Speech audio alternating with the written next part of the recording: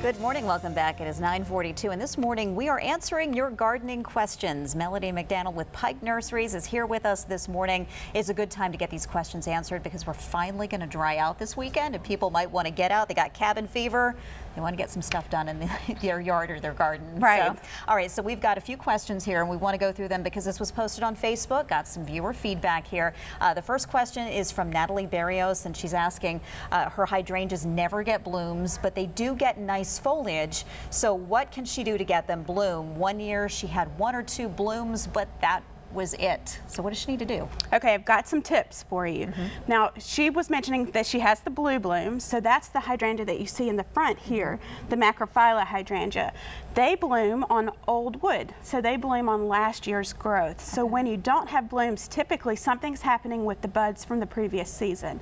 When they die back to the ground, don't cut them all the way back or you'll lose those buds. Or if we have a late freeze, you can lose those buds as well, so cover them with a frost cloth because that's last year's growth. So an easy tip is the May rule. If it blooms before May, it bloomed on last year's growth, so you want to cut it back right after it blooms and let it have time to regrow. See, this is the beauty of answering viewers' questions because it answered my question too. Perfect. Because I've had a similar problem, and you want the blooms. That's the best part, right? Exactly. All right, we also have one from Guma Morales. She asks a similar question. This involves peonies. She says they never get blooms, and so what can she do to help out with that? 2 things for peonies. They like full sun, so you want to be sure that you have 6 to 8 hours of sun a day. And then also fertilizing. So for getting more blooms, you're going to notice on a pack of fertilizer 3 numbers: nitrogen, phosphorus, and potassium. The middle number is the number that makes them bloom. So you want to find something like a bloom booster that has a high number in the middle to give it that blooming.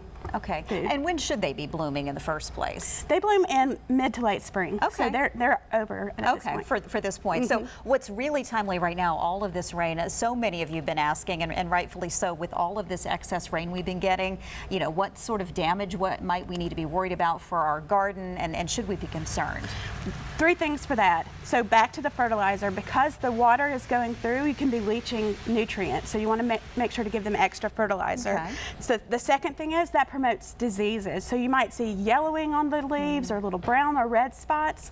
So you want to be sure that you apply a disease control. And then the last thing is drainage. So things like pots that are sitting on your deck, if they're flush with the deck, when we have lots of rain, it might not drain out very quickly and you can damage the roots. So you'll see we've got this container lifted on little saucers to keep it above the ground so that it can, you know, drain water really quickly. Okay. There is such a thing as too much of a good thing. Right. We asked for lots of rain. We got it, but now we know how to handle this. And like I said, we'll be drying out later this weekend. I know everybody is anxious for that. So take some of these tips, apply them to your garden, and enjoy the weekend when we finally dry out. Thanks for joining us, Melodie. Katie? Sounds like a great idea and some tips. Thanks, ladies. We appreciate it. It's 9:45 now, and recently we've been toasting the craft brewery scene in North Georgia, putting the spotlight